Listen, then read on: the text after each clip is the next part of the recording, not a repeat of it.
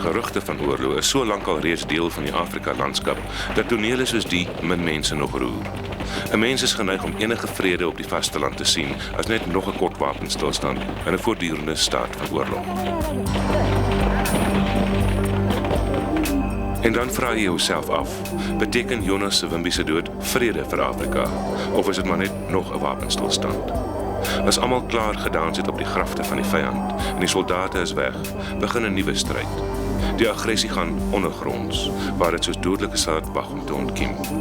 En die vrugte van die oorlog word na dekades nog geoes. Die sondes van die vaders word besoek aan die kinders van die derde en die vierde geslag. Nou weet ek wat dit beteken.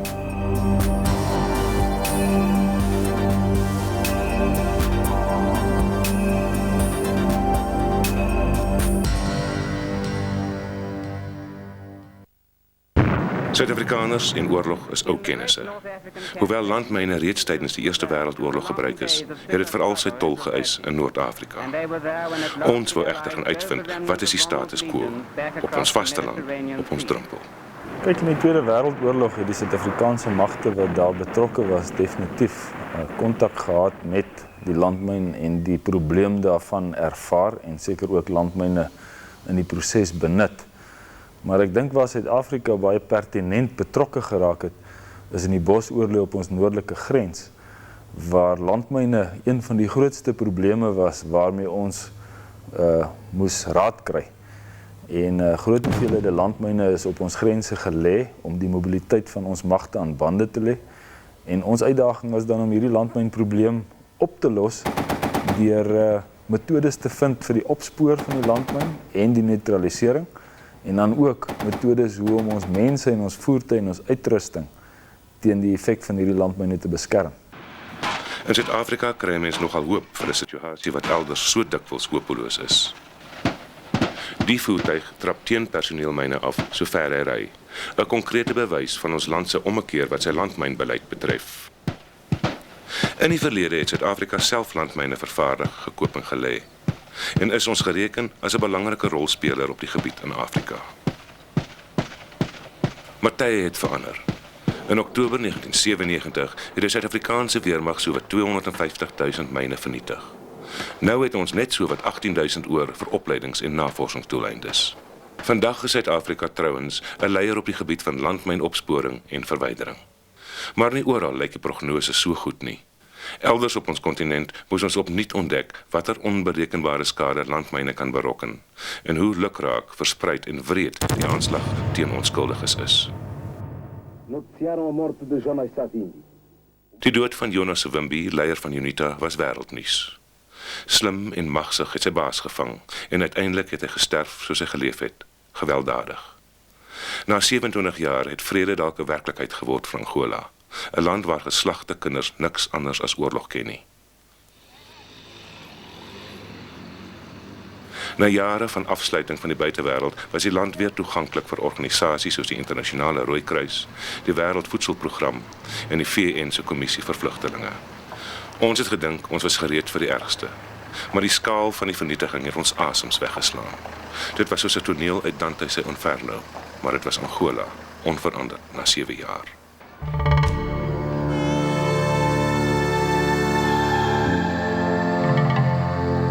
Die dorp wat die ergste getref is Quito. Eens 'n spogdorp in die sentrale hooglande van Angola, nou 'n spookdorp, waar elke foos geskiete gebou sy eie gruwelgeheime hou. 9 maande lank was hierdie straat die frontlinie, met MPLA-soldate aan die een kant en UNITA-rebelle aan die ander kant. Terwyl ons voor ons TV-stelle en agter ons koerante gesit en kopskud het oor die mensenslagting in Bukavu en Sarajevo, het daar roerende tonele op ons eie drempel afgespeel, oor 'n tydperk van 9 maande. Tydens die beleg van Quito in 1994 het 30.000 mense hier ongesiens en ongehoord gesterf. Dis nie maklik om te vertel nie, om dit self te ervaar is onbeskryflik. Geboue se fasades is afgeblaas, woonkamers was skielik oop teikens vir die onophoudelike bombardemente. Mense kon nie in of uit nie. Daar was nie water of kos nie. Die dorp was en is nog omring van landmyne. 'n Rooikruisvliegtuig wat hulp probeer bring het, is afgeskiet. Die stad is vandag nog een groot begrafplaas. Elke hoek en draai van Quito, elke sokkerveld en sypaadjie het deel van die slagveld geword. En deur alles het skerpskutters van uitstikkende geboue op mekaar gevuur, soms net meters van mekaar af.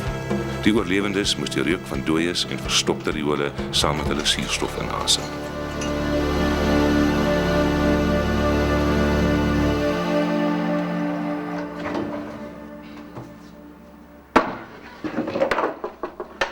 Hierdie bomskuiling is meer as een keer deur die internasionale Rooikruis gebruik wanneer die bomme te hard begin val het. Een Rooikruisamptenaar is 'n maand lank hier alleen vasgekeer.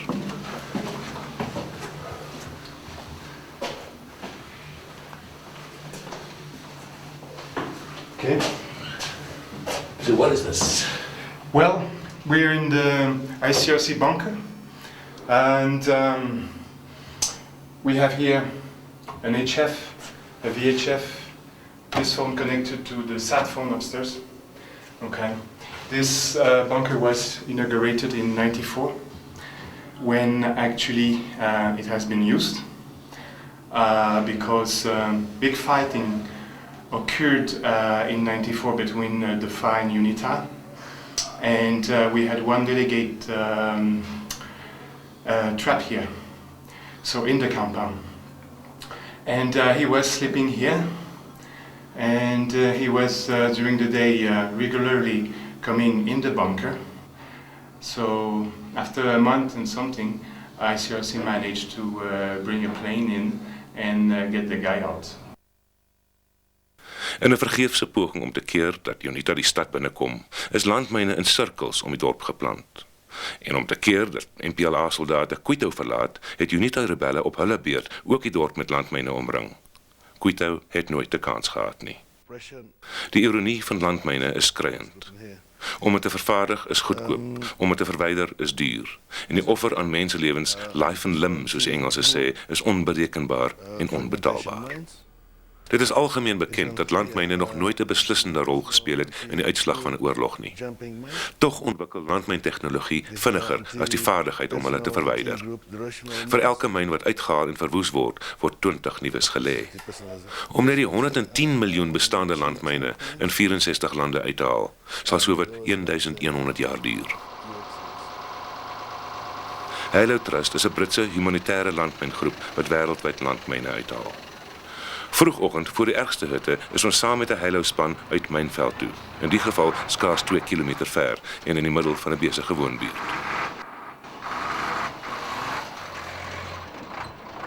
Die verwyderingsspan het hulle eie manier van dinge doen.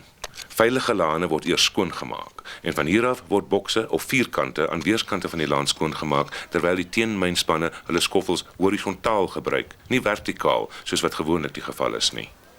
So glo hulle sal 'n konvensionele myn se dun sykant in plaas van die gevaarlike drukplaat ontbloot word.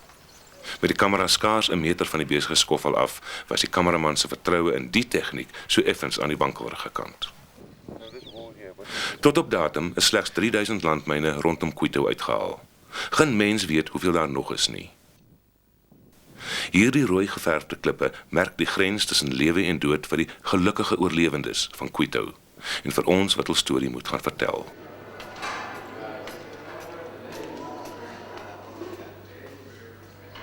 Tydens die beleg moes hierdie hospitaal sien en kom klaar. Pleisters en pynpille was nie luksus nie. Dit was eenvoudig onbekombaar. Pasiënte moes gras eet, afgeblaaste ledemate is met kombuismesse geamputeer. Met Medisyne Sonder Grense se mense op die toneel gaan dit nou egter stukke beter. Maar hoewel die oorlog verby is, kos dit nog steeds 'n arm en 'n been. Hierdie protese-eenheid is maar net 'n paar weke lank aan die gang en hulle maak reeds 'n verskil. 'n Landmynongeluk is gewoonlik fataal. Dokters noem die wat dit oorleef, die gelukkig is. Al moet hulle van vooraf sonder hulle ledemate met sosiale verwerping weer saamleef. Een UNITA-soldaat het in 'n gevaarlike skrapnel antipersoneelmyn vasgeloop. Dr. Marcos van Medisyne Sonder Grense vertel die storie. This guy, the name is Pedro, and we have this guy since many months in the hospital because he was involved in a mine accident and fortunately he doesn't have any amputation for the moment. But a fragment of mine was provoking a big injury with fracture on this leg, and even a big injury on the knee, on this knee, with a completely rupture of patella and all the articulations. So for him he was unable to walk and to do any kind of activity, movement. Now we have done two kind of operation. The first one is this one, and we was applying an external fixator because after the injury he had the fracture, okay, and then he developed a pseudoarthrosis. So for him was impossible to walk. So the external fixator that we applied was just to make stable the fracture, and like this now he has good consolidation. In a few weeks we will remove it.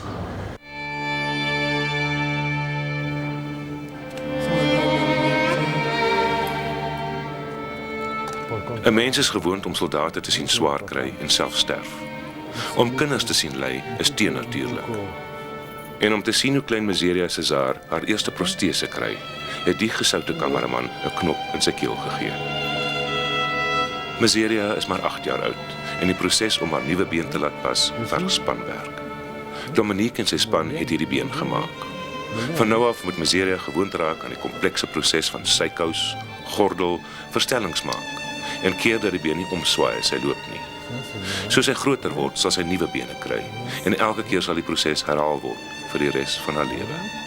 'n Mens wonder waar die man is wat die myn geplant het wat Miseria se been afgeskiet het. Hoe sou hy voel? Kan hy voel? Put your finger. Okay?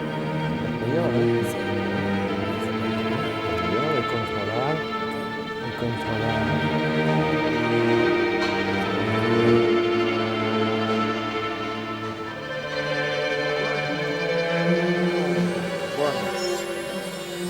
In hierdie protese eenheid word bene, hande en arms nommerpas gemaak. Dis 'n ingewikkelde proses en dit is duur. Maar dit kos die pasiënte nie 'n sent nie, die internasionale Rooikruis betaal. Oh, it's good. Okay. Welding aquí. Om die oud soldate te sien oefen was 'n bizarre ervaring en 'n roerende een. Eens geharde manne loop nou gedwee om en om in dieselfde kring met hul nuwe bene. 'n Eindelose sirkel van gebreklikes wat tree vir tree gewoond raak aan die stywe plastiekbene wat met die tyd soos 'n handskoen moet pas. Maar is nie net soldate nie. Dis onskuldige burgerlikes ook. Mense wat gaan water haal het, of iets probeer plant het, of op pad mark toe was en in die hospitaal van Quito wakker geword het. Groot mense moet soos kinders van voor af leer loop. Kinders moet leer leef sonder voete, hande en bene. Yes, it's possible. No problem. Alice Kalina het albei haar bene verloor en moet nou heeltemal van voor af leer om te balanseer op twee proteses wat so stokke voel. There is one Om haar dop te hou is om saam met haar te sukkel. at home. En is 'n moedige, brawe maar pynlik stadige proses. Small, Die protese eenheid is onlangs eers in Quito begin, maar dit maak reeds 'n merkwaardige verskil. Mense wat gedoem was tot 'n besliste bedelbestaan, kry hul selfrespek terug met elke wankelende tree.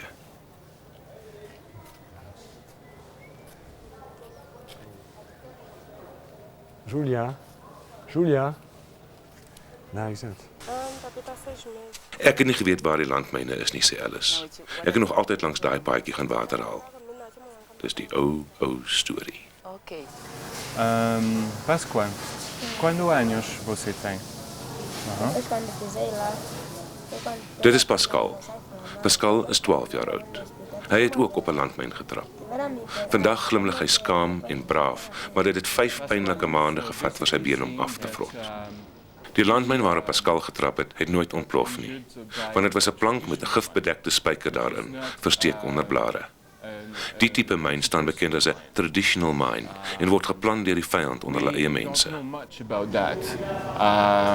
It is something that we see regularly. Soos honderdduisende ander was Pascal en sy familie vlugtelinge. Hulle bly net buite Quito in kampe soos die. The people started arriving here 3 months ago when the government had no more place to install them around Quito, so they opened this area. and we disagreed. Die internasionale Rooikruis het nie saamgestem nie. Hulle het sterk vermoed dat hierdie stuk aarde vrot was van die landmyne. Hulle het gekeer soos hulle kon dat vlugtelinge hier vestig. Uiteindelik het die regering teenmynspanne ingestuur en die plek skoongemaak. Eers daarna kon die Rooikruis begin kos en komberse en mediese hulp instuur. Enigiets om die lewe in die kamp beter te maak. Hier is 12.000 mense op die oomblik. Meeste het so drupsgewys gedurende April hier aangekom. Baie het in leeskole en kerke in en om Quito weggekruip in haglike toestande.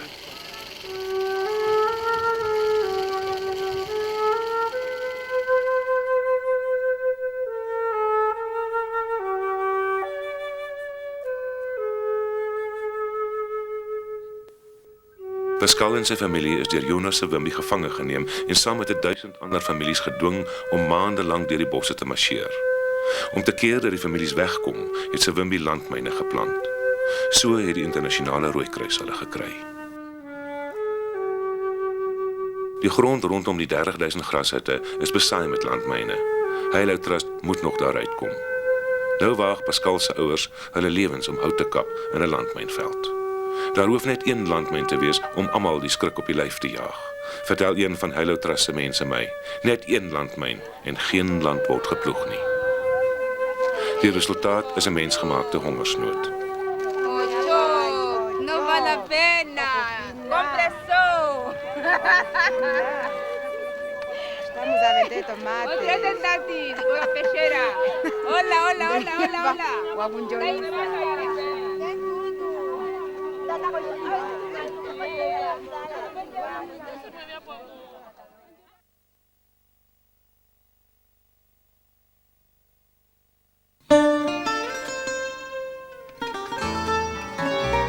Luanda, hoofstad van Angola, het self sleg deurgeloop onder die oorlog. Maar die menslike vermoë om met die stof uit op te staan, het ook hier geseëvier.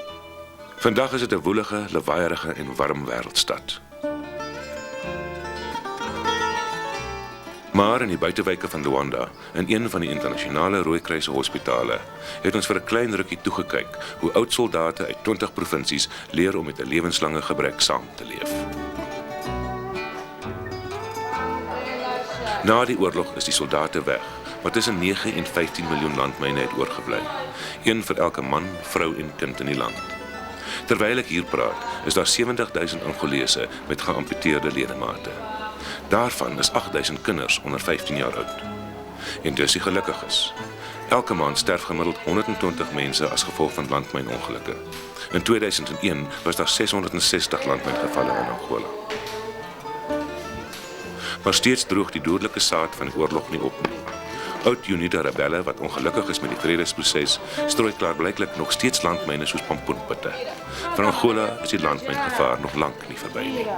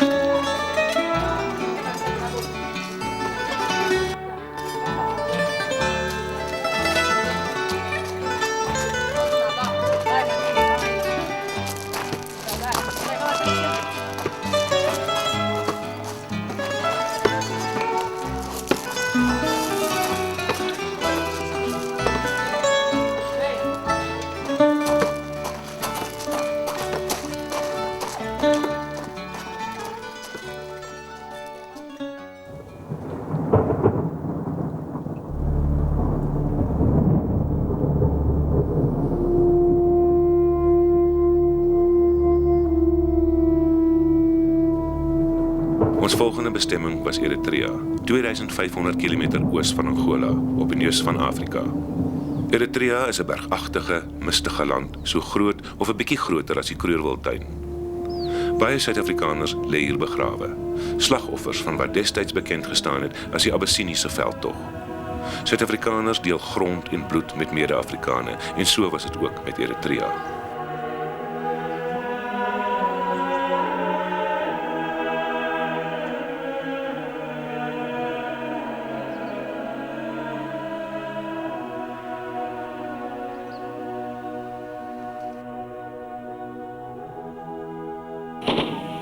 Eritrea het vir meer as 30 jaar teen sy buurland Ethiopië geveg vir onafhanklikheid. Maar net toe dit begin lyk of hulle nuutgevonde vryheid in 1993 gaan begin vrugte afwerp, begin die oorlog met Ethiopië weer in 1998. Terwyl die partye mekaar oor en weer beskuldig, is die eindresultaat skrikwekkend. In 'n landjie skaars groter as 'n posseël, in dele wat lyk soos ons eie Vrystaatse vlaktes, lê 3 miljoen landmyne uit 16 lande. Buurland Ethiopië het die verdrag op die verbanning van landmyne reeds geteken. Eritrea sloer nog. Die internasionale vervaardigers en verspreiders van landmyne, soos België, Italië, Rusland en nog so 12 ander, het skoonskip gemaak in Eritrea. Reeds in die vroeë 90's was die land se oes aan lewens en ledemate oor die 3000. 'n rekord om op trots te wees, sou mens dink. Redelik naby die Ethiopiese grens lê Sanafe, 'n klein Eritreese landboudorpie. Vandag is dit in die hande van Ethiopië. Die stuk veld waar ons nou staan, was eens op 'n tyd vrugbare landbougrond. Vandag lê daar net een soort saad, en dis die dodelike soort landmyne. Eritreese soldate kyk magteloos toe. It is quite well known that the government, the Eritrean people and the army wants peace. Peace, vrede sê hy. Hulle wil vrede hê. Maar hoe is vrede moontlik as die vyand elke dag nuwe landmyne plant? Uit 'n militêre oogpunt is dit onaanvaarbaar, sê hy. Die gebied is vol landmyne en terwyl die VN inbeweeg, plant hulle nog landmyne onder ons oë.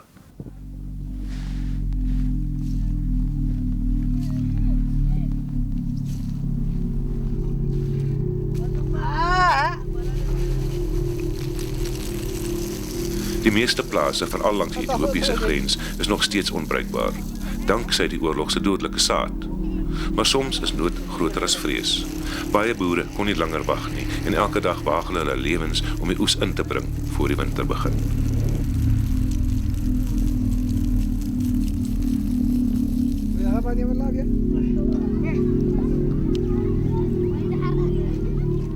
In tentkampe soos die sit duisende plaasfamilies en wag terwyl hul oeste op die landerye verdor. Soos die mynopruimingsspanne inbeweeg, word een plaas na die ander weer leefbaar gemaak. Sedert die vroeë 90's is reeds meer as 60.000 myne uitgehaal en verwoes.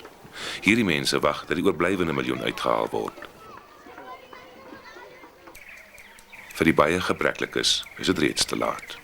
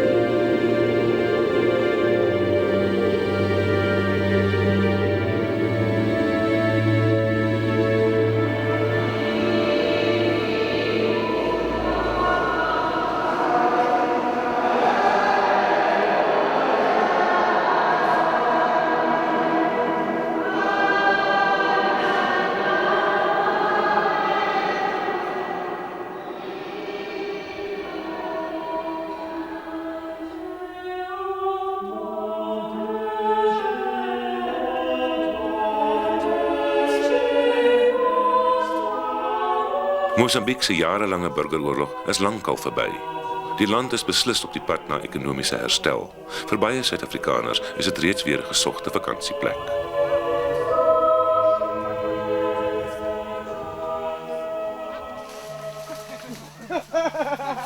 Die landelike vissersvolk van Shittingwell gaan hulle daaglikse gang.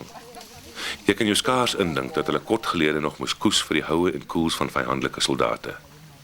Maar selfs in rustige Shittingwell herinner die skelette van leë geboue en mense nog steeds aan die bloedige oorlog.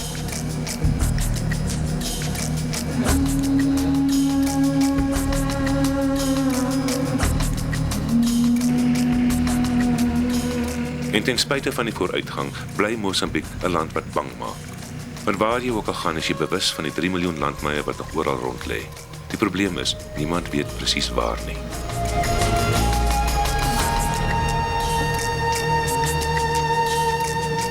Ongeveer 2 jaar gelede het die grootste vloede in die land se geskiedenis Mosambiek getref.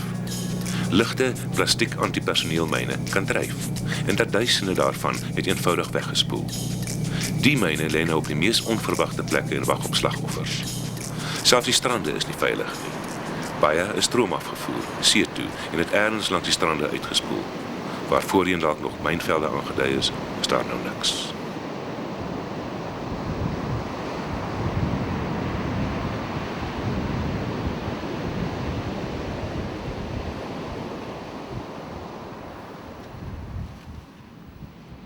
Chittagong se vissermanne werk snags by vakkellig. As die gety laag is, oes hulle die rotsbanke, krewe, garnale en ander seekossies. Dis gevaarlike werk en as die gety draai, moet hulle uit, terug op die strande, waar ander gevare wag.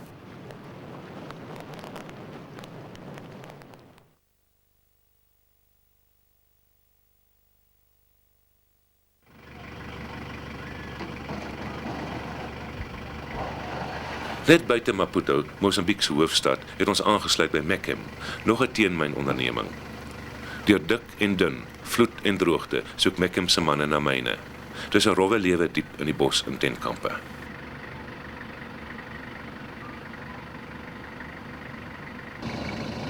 Voor sonop is almal reeds op en aan die gang. Die honde word gelaai, die kaspers is gereed in die mynveld wag. Dis Mechem se kaspers die, uitgedink, gebou en getoets op die mynvelde van Suider-Afrika. Eens op 'n tyd was die kasper die simbool van Suid-Afrika as aggressor. Vandag is dit vir baie voormalige vyande 'n dankbare oplossing.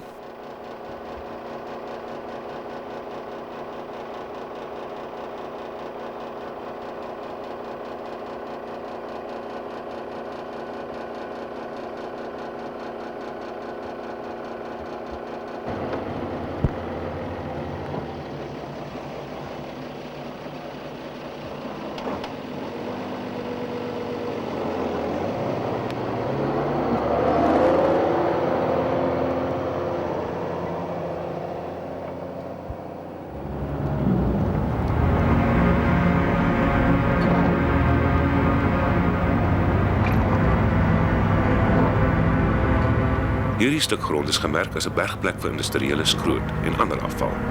Mechem se werk is om dit te beveilig, 'n lang en pynlik stadige proses.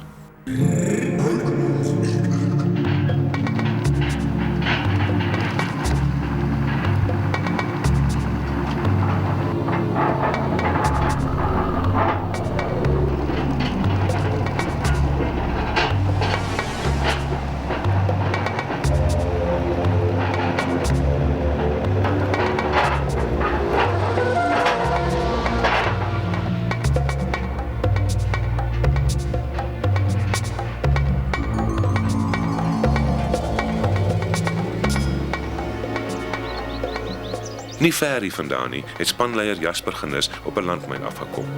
En waar daar een is, kan daar meer wees.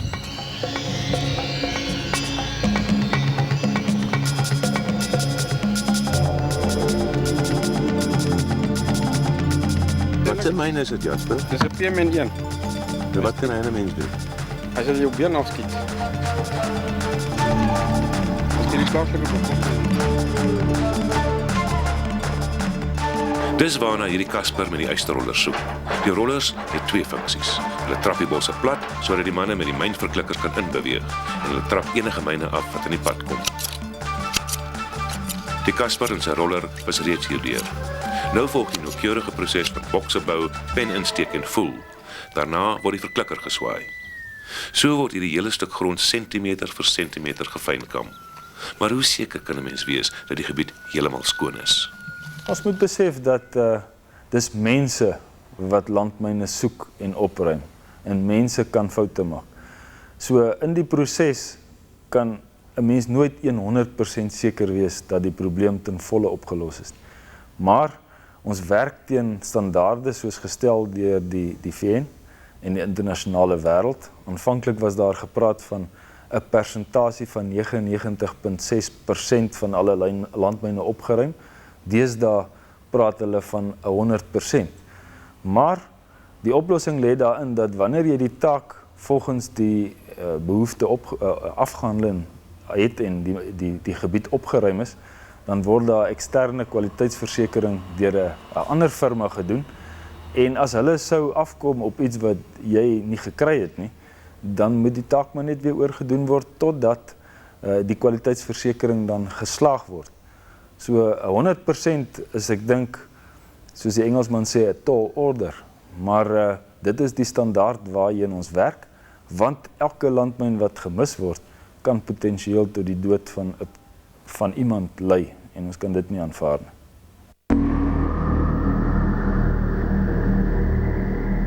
Een landmyn is 'n skrikwekkende ding. Hy's onsigbaar. Jy moet soek vir hom, hy's oral. Dit vat 'n slim vyand om 'n myn te lê en 'n slimmer spesialis om hom te kry, onskadelik te stel en te vernietig. Om 'n landmyn uit te haal, moet jy 'n stil hand hê en 'n fyn oog, en jy moet weet wat jy doen.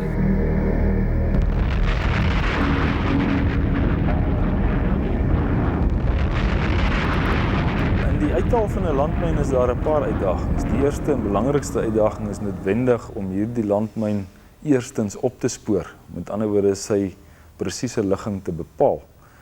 En omdat die landmyn onder die grond is, en in meeste gevalle gekamoufleer is sodat hy nie gesien kan word nie, is dit nogal 'n groot uitdaging. Om sodanige landmyne op te spoor is daar 'n paar metodes. Die ou en tradisionele metode om met 'n skerp voorwerp in die grond te steek en 'n harde oppervlak of voorwerp te voel, word vandag nog gebruik. Dit is een van die belangrikste metodes waar volgens landmyne opgespoor word. Maar jy sal self besef dat dit 'n baie lang en duur en gevaarlike proses is. Nuwe tegnologie het vir ons metaalmynverklikkers gebring, waar volgens die metaalinhoud van die myn elektronies opgespoor word. En dan is daar ook deesdae 'n verskeidenheid van meganismes en uitrusting en toerusting om oor die gebied te rol of te stoot, om dan die landmyn te vernietig, deurdat hy hom aktiveer, sonder skade en noodwendig besering aan personeel. So, om sodanige landmyn op te spoor, is 'n redelike groot uitdaging. As die landmyn egter eers op die ou end gekry is, dan is dit 'n redelike eenvoudige proses om hom onskadelik te maak, en die metode wat ons meestal gebruik is om hom in situ te vernietig met 'n springstoflading. Dit is so dat die persoon wat 'n landmyn lê nie wil hê dat daar gepeter moet word met hierdie landmyn nie, en in baie gevalle word daar dan 'n sogenaamde teenligmeganisme saam met die myn gestel. En dit veroorsaak dat die landmyn dan aktiveer wanneer iemand hom uit die gat uit sou lig of sal versteur. En as gevolg daarvan wil ons nie graag aan 'n landmyn peter in die proses om hom te neutraliseer nie. Ander metodes wat ons gebruik is om byvoorbeeld met 'n lang tou en 'n trekhak die myn uit die gat te trek, terwyl die persoon wat dan die tou trek agter 'n skuiling homself bevind. Ander metodes is byvoorbeeld om die myn te wil ontwapen, maar dis 'n baie gevaarlike proses, en ons sal dit net aanpak indien ons meer inligting wil hê oor die spesifieke myn. Andersins sal ons beslis dit nie doen nie. Bekende PMR2A wat in die Balkans gebruik word, is 'n baie gevaarlike myn, en omrede hulle hom so oppervlakkig gestel dat hy visueel sigbaar is, word hy gewoonlik beskerm deur PMA2 myne of PMA3 myne. Of hulle kan aan die onderkant van die stok, kan hulle ook 'n handgranaat modify teen die stok, terwyl jy as jy hom gaan uittrek, dat die handgranaat fly liewer gaan afgaan, en so te sê ook detonasie veroorsaak. Hierdie ding kan enigiets in hê. Hy kan enigiets onder hê. So as jy hom kry, maak jy area skoon om hom te bevestig. Hy het die myne wat hom beskerm nie. Dan kom jy nog steeds terug, gebruik 'n protter en kyk of jy iets voel aan die onderkant van die stok. Okay. So ja, ek kan hom gou veilig maak.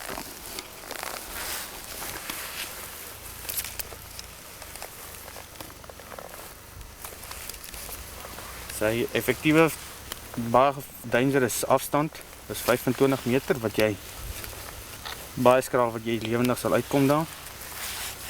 En dan gaan hy na 50 meter se baie hoë risiko area en tot en met 100 meter. Van 100 meter af sal ek sê jy 'n redelike kans in oorlewing sal oor hê.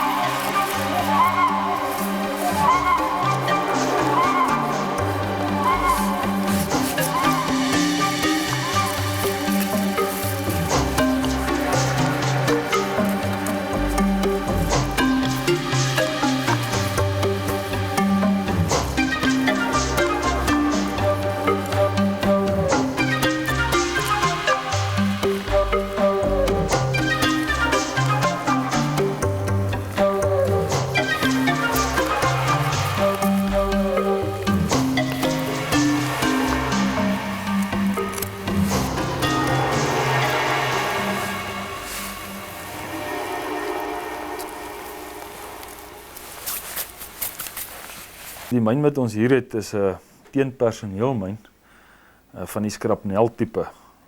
Dis basies 'n houtpen waarop die myn dan geplaas word. Die houtpen word in die grond ingeslaan en die landmyn met 'n metale huls staan dan bo op die grond en sy ontsteker het 'n potjiedraad aan. Sou die teiken dan oor die potjiedraad val en die veiligheidspennetjie uittrek, dan detoneer die landmyn en die skrapnel wat jy hier kan sien, is dan dit wat die mense in die omgewing beseer en of dood. So waar 'n druktipe myn net een persoon sal beseer of dood, sal hierdie landmyn 'n klomp mense in dieselfde kol dood of beseer. As 'n mens hom so ooptrek, dan kan jy die holte onder sien waarin die springstof dan nou geplaas word. Jy kan dus ook sien dat dit 'n relatief klein hoeveelheid springstof is wat dan verantwoordelik is vir die skade. This anti-personnel mine, this star here, is an anti-personnel mine. And this one here, Dikwels word 'n tankmyn beskerm deur 3 antipersoneelmyne soos hier. tank, which is protected by the anti-personnel mines. Show me that one. This one, it's anti-personnel one. And there's another one there, PMA2. Hold it there. Yeah, I've got it. Okay. This one here. So they are all protecting the anti-tank mine. And the anti-tank mine is sitting? There is the anti-tank mine. Hang on. There. You can see the soil is disturbed. Die arme teenmynspesialis trek homself plat teen die grond, hou sy asem op en maak die myn so versigtig as moontlik onskadelik.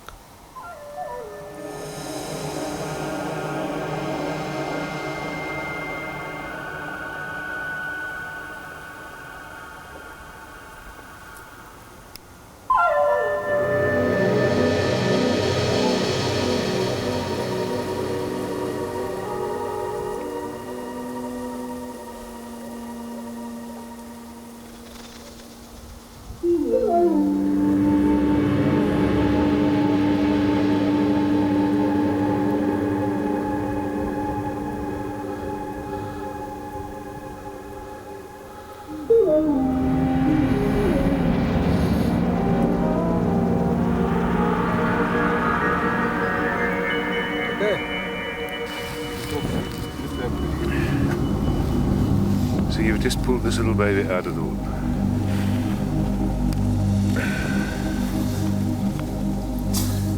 How many of these have you done in your life?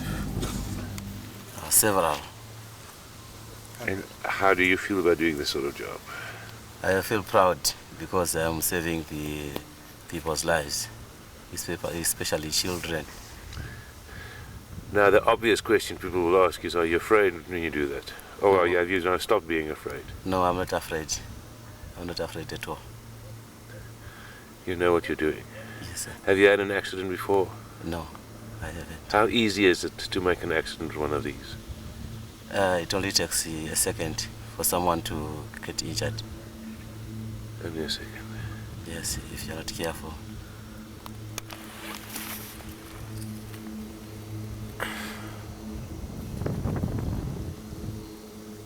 Now, one last question. What can one of these things do to a person? It can take off someone's leg or kill. And how many of these things are in this field you're now working on? In this box of 50 meters by 50 meters, I lifted 50 of them. 1-5? 5-0. 5-0. Including anti-tank mines. Om te verstaan waarmee hulle werk, besoek spanne van die internasionale Rooikruis dikwels landmynvelde. Daar word hulle deur teenlandmynspanne onderrig. Take a lot of attention with the dogs. They play with them.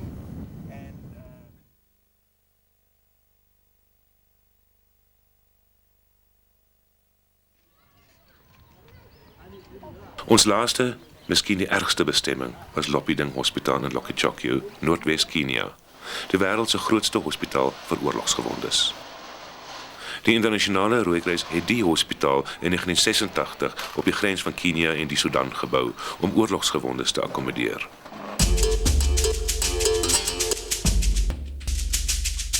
Skaars 20 km van Lopiding af woed die wêreld se langste burgeroorlog voort. Meer as 2 miljoen mense is reeds dood en nog steeds is daar geen teken van 'n einde nie. Daar word dikwels gesê dis 'n stryd tussen die islamitiese noorde en die Christelike suide. Maar eintlik gaan die konflik om die land se ryk oliebronne.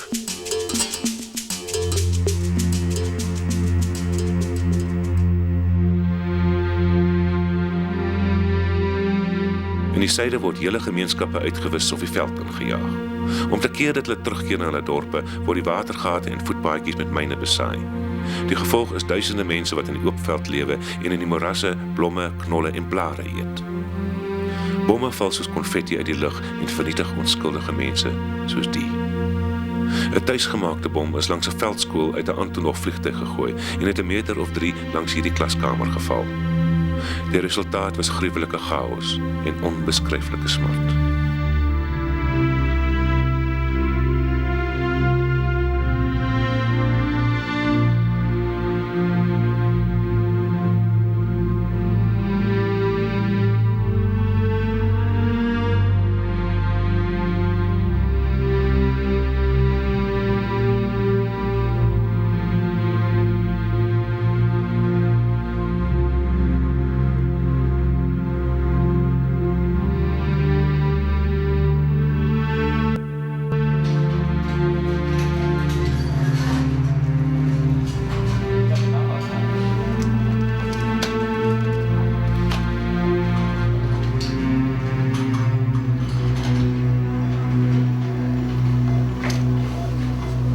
Die operasie sal by Loppie ding.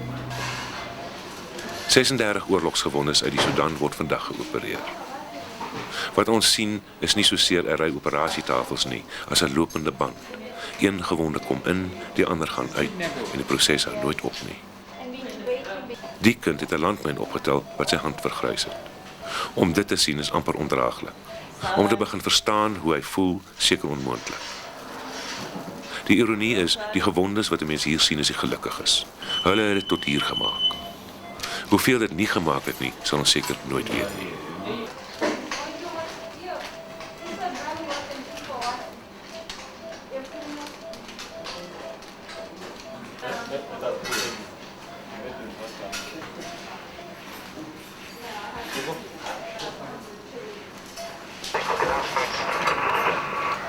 Red 906, Lucky, good afternoon, go ahead. Terwyl die spesialiste veg vir die lewens van die jongste groep oorlogsgewondes, styg die Rooikruis se Dakota reeds eers in die Sudan op met 'n vasvrag pasiënte.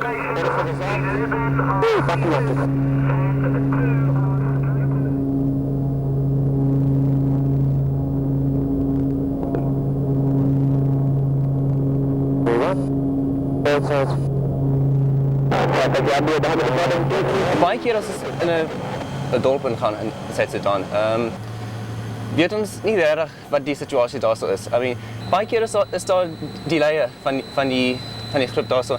As hy gedrink het of hy is kwaad oor iets wat die Rooikruis nie eintlik weet van, kom ons daaraan en dis net gebeur. Hulle probeer om hulle eie mense op die vliegtuig te kry. As jy nee sê, kan dit baie erg word. Baie keer was die mense op ons vliegtuig met die gewere en nou moet jy je best probeer om diplomatisch te wees om er weer uit te krijgen, maar soms werkt het niet zo lekker nie. Op die stadium niemand nooit voor mij direct geskiet nie, maar die vliegtuig baie keer is daar koele voorbij. Die vliegtuig land op Lokkie se lughawe. Die spesialiste maak gereed vir die volgende besending.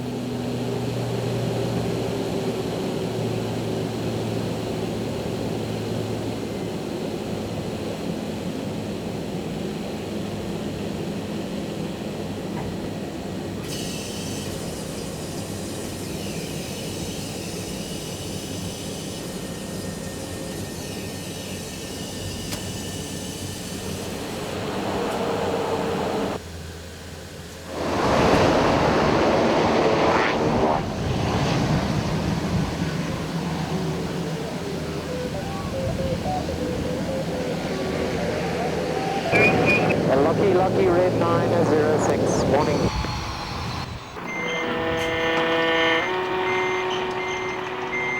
Vandag se oes is 13 ernstige gevalle, 5 opdraagbare.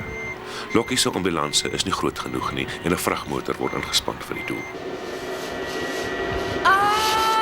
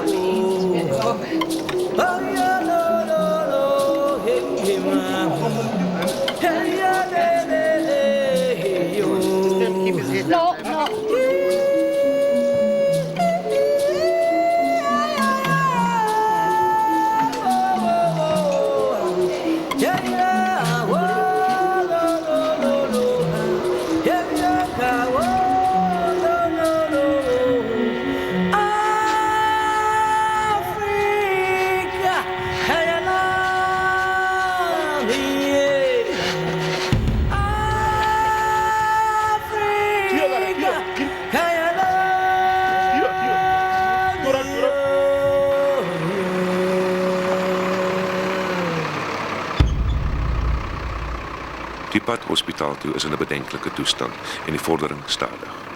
Met elke stamp is daar 'n gekreun van gewondes agter in die trok.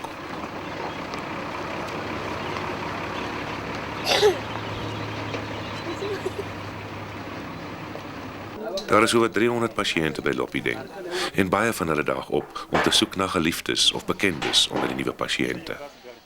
Dit is nog te vroeg om te sê of daar enige landmyngevalle is. Baie is egter skietwonde.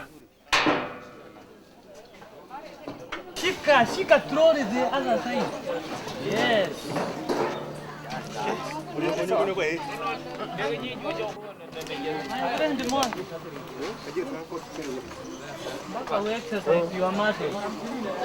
Hey!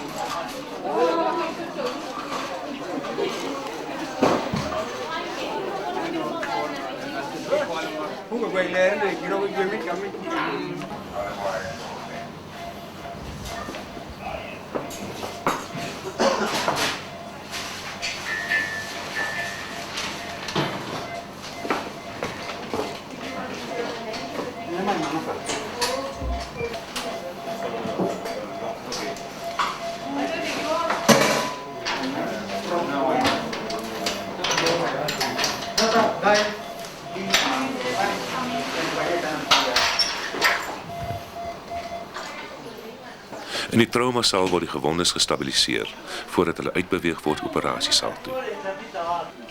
Dis 'n plek van pyn die, maar ten minste is hulle nou veilig en tussen mense wat hulle gaan help.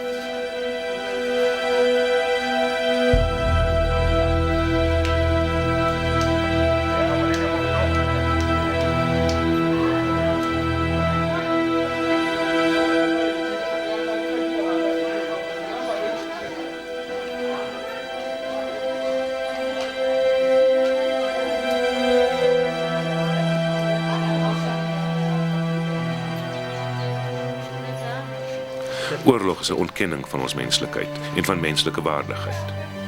Landmyne is die produk van oorlog, 'n onsigbare taakmag wat nooit mis nie, wat blindelings en onverwags toeslaan, wat nie openlik wapens dra nie en wat aanhou verwoesting saai lank nadat die oorlog verby is. Elke landmyn is 'n misdaad teen die mensdom. Ons stilswye maak ons almal aandadig.